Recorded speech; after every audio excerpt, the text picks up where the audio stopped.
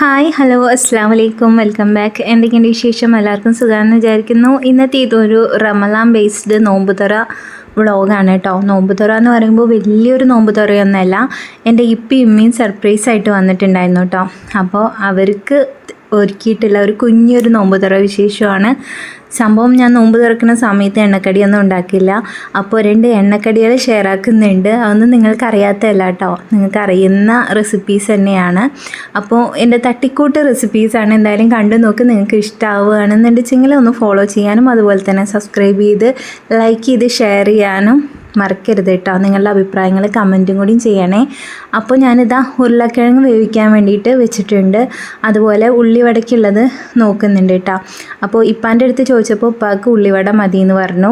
ഇമ്മാൻ്റെ ഫേവറേറ്റാണ് chicken cutlet. അപ്പോൾ ഇതാ ഉള്ളിവടയ്ക്ക് വേണ്ടിയിട്ട് ഉള്ളി, അതുപോലെ തന്നെ കറിവേപ്പില, കുറച്ച് ഇഞ്ചി വെളുത്തുള്ളിയുടെ പേസ്റ്റ്, പാകത്തിനുള്ള ഉപ്പ്, അതുപോലെ തന്നെ കുറച്ച് മുളക് പൊടി, കടലമാവ്, ഇതൊക്കെയാണ് കേട്ടോ ചേർത്തിട്ടുള്ളത്. സത്യം പറഞ്ഞതെന്ന് വെച്ചാൽ ഒരുപാടായി ഞാൻ എണ്ണക്കടിയൊക്കെ ഉണ്ടാക്കിയിട്ട് അങ്ങനെ ഉണ്ടാക്കലേ ഇല്ല. അപ്പോൾ ആ ഒരു തപ്പും കാര്യങ്ങളൊക്കെ ഉണ്ട് കേട്ടോ. അപ്പം ഞാൻ നല്ലതുപോലെ കുഴച്ച് എടുക്കുന്നുണ്ട്. പിന്നെ ഞാൻ വിചാരിച്ചു കുറച്ചും കൂടി കടലമാവും കൂടി ചേർത്തിങ്ങണ്ട് ഒന്നിത്തിരി എന്തെന്നാ പറയുക, അങ്ങനെ പിടിക്കാൻ പാകത്തിലാക്കിയിട്ട് ചുട്ടെടുക്കാമെന്ന്. അങ്ങനെ ഇപ്പോൾ ഇതാ ഉള്ളിവട റെഡി ആയിട്ടുണ്ട്. കുറച്ച് നേരം വൈകിട്ടാണ് കേട്ടോ ഞാൻ കിച്ചണിൽ കയറിയിട്ടുള്ളത്. കാരണം ഇപ്പിയും വന്നപ്പോൾ അങ്ങനെ ഈ സംസാരിച്ചിട്ട് ഇരിക്കാൻ തന്നെ നേരം ഉണ്ടായിട്ടുള്ളൂ. പിന്നെ ഇതാ ഒരു 4 മണി ഒക്കെ ആയപ്പോൾ, അതായത് ഇപ്പം ഇമ്മയും വന്നത് വെള്ളിയാഴ്ച ദിവസമായിരുന്നു. ശനിയാഴ്ച ദിവസത്തെ കാര്യങ്ങളാണ് കേട്ടോ ഞാനിപ്പോൾ ഷെയർ ആക്കുന്നത്. സർപ്രൈസായിട്ട് വന്ന കാരണം എനിക്കും കൂടി അറിയില്ലല്ലോ. അപ്പം അങ്ങനെയാണ്. അപ്പോൾ ഇപ്പം ഇമ്മയും ആദ്യമായിട്ടാണ് കേട്ടോ എൻ്റെ അവിടെ ഇങ്ങോട്ട് വീട്ടിൽ മാറിയതിന് ശേഷം ഒരു നോമ്പ് തുറയ്ക്ക് കൂടെ ഉള്ളത്. അതുവരെ നമ്മൾ വിളിച്ചു വെച്ചെങ്കിലും അവർക്ക് ഇത്രയും ലോങ് ആയ കാരണം വരാൻ ബുദ്ധിമുട്ടാണെന്ന് പറയും. അതുപോലെ തന്നെ നമ്മളും അങ്ങോട്ട് പോക്ക് നോമ്പ് തുറയ്ക്ക് ഇല്ല കേട്ടോ, കാരണം ദൂരമായതുകൊണ്ട് തന്നെ. അതിനിപ്പോൾ ഇതാ ഇപ്പം ഇമ്മയും ഇവിടുത്തെ അത്താനെയും അമ്മാനെയും കാണാൻ വേണ്ടിയിട്ട് പോയിട്ടുണ്ട്. സംഭവം എന്താണെന്ന് വെച്ചാൽ പിറ്റേ ദിവസം ഞായറാഴ്ച രാവിലെ നേരത്തെ സുബഹി നമസ്കാരം കഴിഞ്ഞതിന് ശേഷം അവർ വീട്ടിലേക്ക് പോകും. വെയിലാകുമ്പോഴേക്കും വീടെത്തണം എന്ന് പറഞ്ഞിട്ട്. അതുകൊണ്ട് അപ്പോൾ ഞാൻ അവർ പോയതിന് ശേഷം വേഗം ഞാൻ കട്ട്ലേറ്റിനുള്ളത് നോക്കുകയാണ് കേട്ടോ. ഓൾറെഡി ലേറ്റ് ആയിട്ടുണ്ട്. അപ്പോൾ ഇതാ കട്ട്ലേറ്റിന് വേണ്ടിയിട്ട് ഉള്ളി നല്ലതുപോലെ വാട്ടിയെടുത്തിട്ടുണ്ട്. അതിലേക്ക് കറിവേപ്പില, ഇഞ്ചി വെളുത്തുള്ളിയുടെ പേസ്റ്റ്, ഉപ്പ്, ചിക്കൻ മസാലയുടെ പൊടി, അതുപോലെ തന്നെ ഉപ്പും മഞ്ഞൾപ്പൊടി, മുളക് പൊടി ഒക്കെ ഇട്ടിട്ട് ഇഞ്ചി വെളുത്തുള്ളി പേസ്റ്റും കൂടി ഇട്ടിട്ട് വേവിച്ചെടുത്തിട്ടുള്ള ചിക്കൻ ക്രഷ് ചെയ്തെടുത്തത്, അതുപോലെ തന്നെ നമ്മൾ നേരത്തെ വേവിച്ചിട്ടുള്ള ഉരുളക്കിഴങ്ങ്, ഇതൊക്കെ ചേർത്തിട്ട് ചെറുതായിട്ടൊന്ന് മിക്സ് ചെയ്ത് കൊടുത്തതിന് ശേഷം ഒന്ന് മാറ്റി വയ്ക്കുന്നുണ്ട് കേട്ടോ. എന്താ സംഭവം എന്ന് വെച്ചാൽ പിന്നെ നമുക്ക് നല്ലതുപോലെ കൈയിട്ട് അങ്ങോട്ട് ഉടച്ച് നല്ലതുപോലെ ഒന്ന് കുഴച്ചെടുക്കാമല്ലോ. അപ്പോൾ നല്ലതുപോലെ മിക്സായി കിട്ടുമല്ലോ. ഒന്നിത്തിരി ആറും കൂടി ചെയ്തു എന്ന് വെച്ചാൽ നമുക്കങ്ങനെ ചെയ്യാൻ കുറച്ചും കൂടി എളുപ്പമായിരിക്കുമല്ലോ. അപ്പോൾ അത് കാരണം ചെറുതായിട്ടൊന്ന് മിക്സ് ചെയ്തിട്ട് ഒന്ന് മാറ്റി വെക്കുകയാണ് കേട്ടോ ചെയ്യണത്. എന്നതിന് ശേഷം ഇത് ഇപ്പാക്കുള്ള ഓട്സ് ഉണ്ടാക്കലാണ്. ഓട്സ് എന്ന് വെച്ചാൽ ഇപ്പോൾ നോമ്പ് തുറന്നതിന് ശേഷം മഗ്‌രിബ് നമസ്കാരത്തിന് ശേഷം ഇപ്പോൾ കഴിക്കുക ഓട്സാണ്. ഇപ്പാക്ക് ഷുഗർ ഉണ്ട്, അതുകൊണ്ട് കേട്ടോ. അപ്പോൾ ഞാൻ ഉമ്മാനത് ഏൽപ്പിച്ചുകൊണ്ട് വേഗം കട്ട്ലേറ്റ് ഉണ്ടാക്കാൻ വേണ്ടിയിട്ട് വേഗം വന്നിരിക്കുകയാണ് കേട്ടോ. എൻ്റെ വലിപ്പം കണ്ടാൽ നിങ്ങൾക്ക് മനസ്സിലാവും. അത്യാവശ്യം നല്ല വലിപ്പത്തിൽ പെട്ടെന്ന് തീരാൻ വേണ്ടിയിട്ട് ഉള്ള കട്ട്ലേറ്റ് ഉണ്ടാക്കല. ആദ്യം മുട്ടയിലൊന്ന് കോട്ട് ചെയ്തിട്ട് പിന്നെ ബ്രെഡ് ക്രംസിൽ അങ്ങനെ കോട്ട് ചെയ്തുകൊണ്ട് മാറ്റി വയ്ക്കലാണ് കേട്ടോ. എന്നതിന് ശേഷം ഇതാ അങ്ങനെ ഓരോന്നായിട്ട് ഉണ്ടാക്കല. അപ്പോൾ കുട്ടികളും കൂടി അടുത്തുണ്ടായിരുന്നു. അപ്പോൾ അവർക്ക് കണ്ടപ്പോൾ അവർക്ക് ഉണ്ടാക്കാൻ ഇൻട്രസ്റ്റ് തോന്നിയിട്ട് എൻ്റെ അടുത്ത് ചോദിച്ചു. അപ്പോൾ ആദ്യം ഞാൻ വേണ്ടാന്ന് പറഞ്ഞു വെച്ചാലും പിന്നെ ഞാൻ ശരി ഉണ്ടാക്കിക്കോ എന്ന് പറഞ്ഞു. അപ്പോൾ ഫാമിക്കുട്ടി നല്ല രീതിക്ക് ഉണ്ടാക്കുന്നുണ്ട്. ഫറഹക്കുട്ടി അവളുടെ കൈയിൻ്റെ വലിപ്പത്തിനനുസരിച്ചിട്ടാണ് അവളും ഉണ്ടാക്കുന്നത് കേട്ടോ. എന്തായാലും രണ്ടുപേരും കൂടി നമ്മൾ എപ്പോഴും മക്കളെ അങ്ങനെ എന്തെങ്കിലുമൊക്കെ പറയുമ്പോൾ നോ പറയരുത്. അങ്ങനെ പറഞ്ഞോന്ന് വെച്ചാൽ അവർക്ക് അങ്ങനെ ഒരു ഇൻട്രസ്റ്റ് ഉണ്ടാവില്ല ഇങ്ങനത്തെ സംഭവങ്ങളിനോടൊന്നും.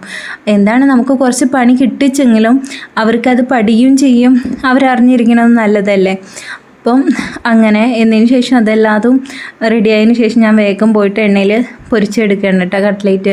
പിന്നെ മസാലയെല്ലാം റെഡിയായെന്ന് വെച്ചാൽ പൊരിക്കൽ അത്ര വലിയ പണിയുള്ള കാര്യമല്ലല്ലോ, വേഗം ആയി കിട്ടുമല്ലോ. അപ്പോൾ ഞാനിതാ കട്ട്ലേറ്റും കാര്യങ്ങളൊക്കെ വേഗം തന്നെ റെഡിയാക്കലാണ്. അങ്ങനെ എല്ലാം ഒരുക്കിയതിന് ശേഷം ഞാൻ ഓരോന്നോരോന്നായിട്ട് ടേബിളിൽ കൊണ്ടുപോയി വെക്കുന്നുണ്ട് കേട്ടോ. ഞാൻ സാധാരണ നോമ്പ് തുറക്കുമ്പോൾ എന്താണെന്ന് വെച്ചാൽ ഇതിപ്പോൾ ഇപ്പം ഇമ്മയുള്ള കാരണം സ്പെഷ്യലായിട്ട് ഉണ്ടാക്കിയതാണ് കേട്ടോ. കട്ട്ലേറ്റ്, അതുപോലെ തന്നെ ഉള്ളിവട, ചായ, അതൊന്നും ഞാൻ നോമ്പ് തുറക്കുമ്പോൾ സാധാരണ ലെവലിൽ ഉണ്ടാക്കാറില്ല. കാരണം എനിക്കത് അത്യാവശ്യമില്ല. നമുക്ക് വെള്ളം കുടിച്ചാൽ തന്നെ ഇതാവുമല്ലോ. അത് കാരണം ഞാൻ അതിനൊന്നും മെനക്കെടാറില്ല. പിന്നെ ഇങ്ങനെ ഫ്രൂട്ട്സും കാര്യങ്ങളൊക്കെ അറേഞ്ച് ചെയ്ത് വെച്ചത് ഫാമിക്കുട്ടിയാണ് കേട്ടോ. എന്തോ അവൾക്ക് ഭയങ്കര ഇൻട്രസ്റ്റ് ആയിരുന്നു അങ്ങനെയൊക്കെ ചെയ്ത് വെക്കാൻ. നല്ല ഭംഗിയിൽ അവൾ അറേഞ്ച് ചെയ്ത് വെച്ചിട്ടുണ്ട് കേട്ടോ. എല്ലാതും തന്നെ കാണാൻ തന്നെ നല്ല മൊഞ്ചായിട്ടുണ്ടായിരുന്നു. എനിക്ക് നല്ല ഇഷ്ടമായി അവൾ അങ്ങനെ ചെയ്തപ്പോൾ കേട്ടോ. ഞാനൊക്കെ ശ്രമിക്കാറുണ്ട്, പക്ഷേ എനിക്ക് അത്രയ്ക്ക് പെർഫെക്ഷനിലൊന്നും അങ്ങനെ കിട്ടാറൊന്നുമില്ല കേട്ടോ. പക്ഷേ എനിക്കിങ്ങനെ ചെയ്യുന്നത് ഭയങ്കര ഇഷ്ടമുള്ള ഒരു കാര്യമാണ്. ഞാനിപ്പോൾ എല്ലാതും ഫ്രൂട്ട്സും ഒക്കെ റെഡിയാക്കിയിട്ട് വെച്ചിരിക്കുകയാണ്. ഇപ്പം തന്നെ സമയം ഒരുപാട് ലേറ്റ് ആയിട്ടുണ്ട് കേട്ടോ. ബാങ്ക് കൊടുക്കാൻ കുറച്ച് നേരം എന്നിട്ടേ ഉള്ളൂ. അപ്പോൾ ഞാൻ വേഗം എല്ലാം അറേഞ്ച് ചെയ്ത് വെച്ചതിന് ശേഷം പുറത്തിറങ്ങിയിട്ട് നോക്കുമ്പോഴേക്കിനും ബാങ്ക് കൊടുത്തായി. കാരണം പുറത്തിറങ്ങി നിന്നാലേ കേൾക്കുള്ളൂ. നമ്മൾ വീട്ടിൻ്റെ ഉള്ളിൽ ഫാൻ ഇട്ടെന്ന് വെച്ചാൽ ബാങ്ക് കൊടുക്കണമൊന്നും കേൾക്കില്ല.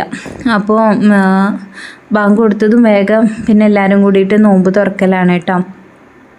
അങ്ങനെ നോമ്പ് തുറക്കുമ്പോൾ കട്ട്ലേറ്റും ഉള്ളിവടയാണല്ലോ സ്പെഷ്യലായിട്ട് ഉണ്ടാക്കിയത്.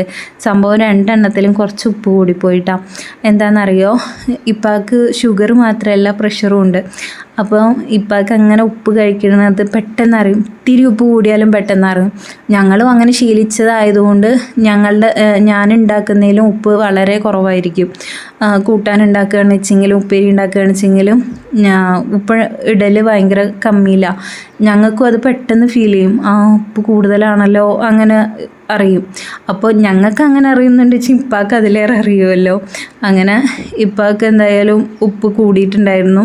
ഉള്ളിവടയിലും കൂടിയിട്ടുണ്ട്, ചെറുതായിട്ട് കട്ട്ലേറ്റിലും കൂടിയിട്ടുണ്ട്. കാരണം തിരക്ക് പിടിച്ചിട്ട് പെട്ടെന്ന് ബേജാറിൽ ചെയ്യല്ലേ. സംഭവം എന്താണെന്ന് വെച്ചാൽ ഇപ്പം ഇമ്മയും വന്നപ്പോൾ അങ്ങനെ വർത്താനം പറയാൻ ഇങ്ങനെ ഇരുന്നിരുന്നിരുന്ന് സമയം പോയത് അറിഞ്ഞില്ല. പിന്നെ ഇപ്പാൻ്റെ അടുത്തും ഉമ്മാൻ്റെ അടുത്തും ചോദിച്ചപ്പോൾ ഒന്നും സ്പെഷ്യലായിട്ട് വേണ്ട പറഞ്ഞിട്ട് ഇരുന്ന്. പിന്നെ ഞാൻ എന്തായാലും ഇപ്പം വന്നതല്ലേ പറഞ്ഞിട്ട് അങ്ങനെ വേഗം ഉണ്ടാക്കാൻ നിന്നതാണ് കേട്ടോ. അവരുടെ അടുത്ത് ചോദിച്ചിട്ട് നിങ്ങൾ എന്തെങ്കിലും പറയുക പറഞ്ഞിട്ട് അവരുടെ ഇഷ്ടത്തിനുള്ള തന്നെ ഉണ്ടാക്കി കൊടുക്കാമെന്ന് പറഞ്ഞിട്ട് അങ്ങനെ ഉപ്പാക്ക് ആഗ്രഹം ഉള്ളിവടയായിരുന്നു. അങ്ങനെ ഉപ്പാക്ക് ഉള്ളിവടയും ഉമ്മാക്ക് കട്ട്ലേറ്റ് ഉണ്ടാക്കി തരട്ടെ ചോദിച്ചപ്പോൾ ഉമ്മ ഓക്കെ എന്നും പറഞ്ഞു. പക്ഷേ കുറച്ച് ഉപ്പ് കൂടിപ്പോയി. അത് എപ്പോഴും അങ്ങനെ തന്നെ, നമ്മളെന്തെങ്കിലും തിരക്കിട്ടിട്ട് ചെയ്യില്ലേ, ചിലവരുടെ ശരിയാവും കേട്ടോ. നന്നായി തിരക്കിട്ടിട്ട് ചെയ്യുമ്പോൾ എൻ്റെ ഉമ്മാക്ക് അങ്ങനെയാണ്. ഉമ്മ പതുക്കെ ചെയ്യുമ്പോൾ ഉമ്മാക്കൊന്ന് ഇത്തിരി ചിലപ്പോൾ എന്തെങ്കിലുമൊക്കെ ഇതാവും. പക്ഷെ ഉമ്മ ബേജാറിൽ തിരക്കിട്ടിട്ട് ചെയ്യട്ടെ. അപ്പോൾ ഉമ്മാൻ്റെ നല്ല ടേസ്റ്റ് ആയിരിക്കും, ഭയങ്കര ടേസ്റ്റും കാര്യങ്ങളുമാണ് കേട്ടോ. പക്ഷേ എനിക്കങ്ങനെ ഇതുവരെ സംഭവിച്ചിട്ടുണ്ടായിരുന്നില്ല. പക്ഷേ എന്തോ അന്നത്തെ ദിവസം അങ്ങനെ സംഭവിച്ചു. അങ്ങനെ ഇപ്പം നോമ്പൊക്കെ തുറന്ന് മഗ്‌രിബൊക്കെ നമസ്കരിക്കാൻ പോയി വന്നതിന് ശേഷം ഓട്സ് കഴിക്കുകയാണ് കേട്ടോ. അപ്പോൾ ഇപ്പാനെക്കാട്ടിയും കഴിക്കുന്നത് കുട്ടികളാണ്. അവർക്കായിട്ട് ഉണ്ടാക്കി കൊടുക്കുമ്പോൾ അവർക്കത് ആവശ്യമില്ല. നമ്മൾ വേറെ ആർക്കെങ്കിലും വേണ്ടിയിട്ട് ഉണ്ടാക്കില്ലേ, അപ്പോഴാണ് അവർക്ക് അതിനോടൊരു താല്പര്യമൊക്കെ തോന്നുക. ചെറുപ്പത്തിൽ ഞങ്ങൾ അങ്ങനെയായിരുന്നു കേട്ടോ. ഇപ്പാക്ക് എന്തെങ്കിലും ഇമ്മ സ്പെഷ്യലായിട്ട് ഉണ്ടാക്കുന്ന സമയത്ത്, അതായത് ഇപ്പോൾ ഷുഗർ പേഷ്യൻ്റ് ആണല്ലോ, അപ്പോൾ അത് കാരണം ഇപ്പോൾ ചപ്പാത്തിയാണ് കൂടുതൽ കഴിക്കുക. അപ്പോൾ ഉപ്പാക്ക് ചപ്പാത്തി ഉണ്ടാക്കുമ്പോൾ ഞങ്ങൾക്കും ചപ്പാത്തി തന്നെ മതി, വേറെ എന്ത് വന്നാലും ഞങ്ങൾ കഴിക്കില്ല. അങ്ങനെ അതേപോലെയാണ് ഇപ്പോഴും മക്കളും കാണിക്കുന്നത് കേട്ടോ. ഇനിയിപ്പോൾ ഞാൻ പറഞ്ഞില്ലേ ചിക്കൻ മസാല എന്ന് പറഞ്ഞല്ലോ, അത് ഞാൻ നിങ്ങളുടെ അടുത്ത് പറഞ്ഞ കട്ട്ലേറ്റിൽ ഇട്ട ചിക്കൻ മസാലയില്ലേ, അത് വന്നിട്ട് മോൻക്ക് പ്രൈസ് കിട്ടിയതാണ്. അത് എന്താ സംഭവം എന്ന് വെച്ചാൽ എല്ലാ വർഷം നോമ്പിനും മലർവാടിയുടെ ഒരു ക്വസ്റ്റ്യൻ ഇതുണ്ടാവും. എല്ലാ ദിവസവും 30 നോമ്പാണെന്ന് വെച്ചാൽ 30 നോമ്പിനും അവർ ക്വസ്റ്റ്യൻസ് അയച്ചു വിടും. ഓരോ എന്തെന്നാ പറയുക, സൂറത്ത് ബേസ് ചെയ്തിട്ടാണ് ക്വസ്റ്റ്യൻ അയച്ചു വിടുക കേട്ടോ. കഴിഞ്ഞ കൊല്ലം വേറെ സൂറത്തായിരുന്നു, ഈ കൊല്ലം അവർ ലുക്മാൻ സൂറത്ത് ബേസ് ചെയ്തിട്ടുള്ള ക്വസ്റ്റ്യൻസാണ് അയച്ചു വിട്ടിട്ടുള്ളത്. അങ്ങനെ ഇത് കുട്ടികളുടെ മദ്രസ ഗ്രൂപ്പിലും അതുപോലെ തന്നെ ഹൽക്ക ഗ്രൂപ്പിലുമാണ് കേട്ടോ വരിക. അപ്പം നമുക്കത് രാവിലെ സുബഹിക്ക് തന്നെ വരും. നമ്മളതൊരു വൈകുന്നേരം ആകുമ്പോഴേക്കിനും ആൻസർ കണ്ടുപിടിച്ച് ഒരു മഗ്‌രിബിന് ശേഷമോ അല്ല അതിന് മുമ്പിട്ടോ ആയിട്ട് പള്ളിയിൽ ഒരു പെട്ടിയുണ്ട്, അതിൽ കൊണ്ടുപോയി ഇടുക. അതിന് ശരിയായിട്ടുള്ള ഉത്തരം എഴുതിയിട്ടുള്ളത് ഫസ്റ്റ് തരംതിരിക്കും.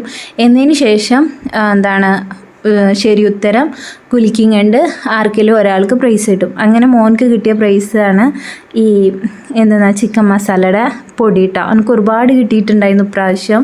മാഷാ അല്ലാഹ് അൽഹംദുലില്ലാ. കഴിഞ്ഞ പ്രാവശ്യമൊക്കെ എഴുതിയിട്ട് വെച്ചെങ്കിലും കഴിഞ്ഞ പ്രാവശ്യമല്ല അതിൻ്റെ മുമ്പത്തെ പ്രാവശ്യം അങ്ങനെ ഒക്കെ ഇട്ടിട്ടുണ്ട് വെച്ചെങ്കിലും ഇപ്രാവശ്യമാണ് അവനക്ക് ഏറ്റവും കൂടുതൽ കിട്ടിയിട്ടുള്ളത് കേട്ടോ. ഈ റമദാനിനാണ് അവനക്ക് ഏറ്റവും കൂടുതൽ പ്രൈസ് കിട്ടിയിട്ടുള്ളത് ഈ ഒരു ചോദ്യോത്തരത്തിന്. അങ്ങനെ ഇപ്പോൾ അതാ ക്വസ്റ്റ്യൻ വായിച്ചുകൊണ്ട് ഞാൻ ആൻസർ എഴുതി എടുക്കലാണ് കേട്ടോ.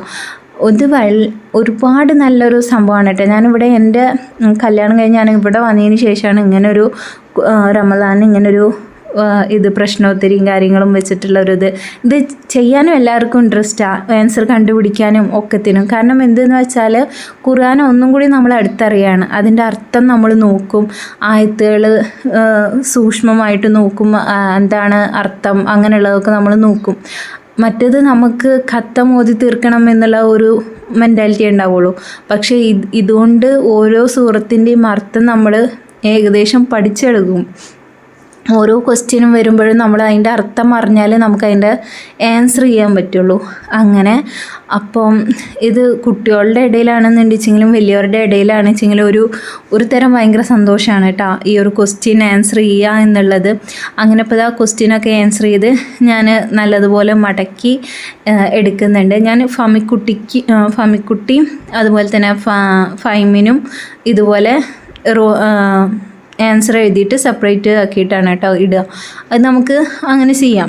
രണ്ടുപേരും മദ്രസയിൽ പഠിക്കുന്നവരാണല്ലോ, അപ്പോൾ രണ്ടുപേരുടെയും പേരിൽ നമുക്കിങ്ങനെ എഴുതിയിട്ട് ഇട്ട് കൊടുക്കാം.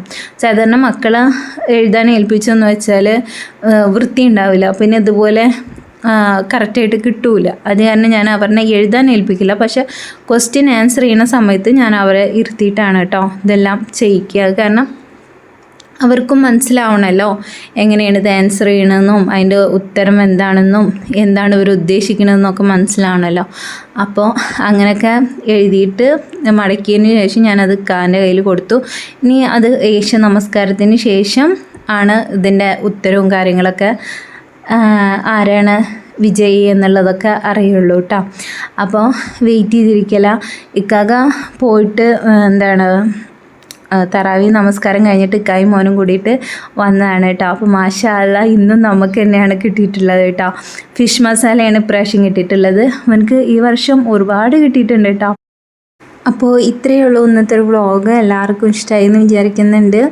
അപ്പോൾ നെക്സ്റ്റ് നല്ലൊരു വ്ളോഗായിട്ട് വരുന്നതായിരിക്കും. Bye, stay safe. Thank you so much for watching my video.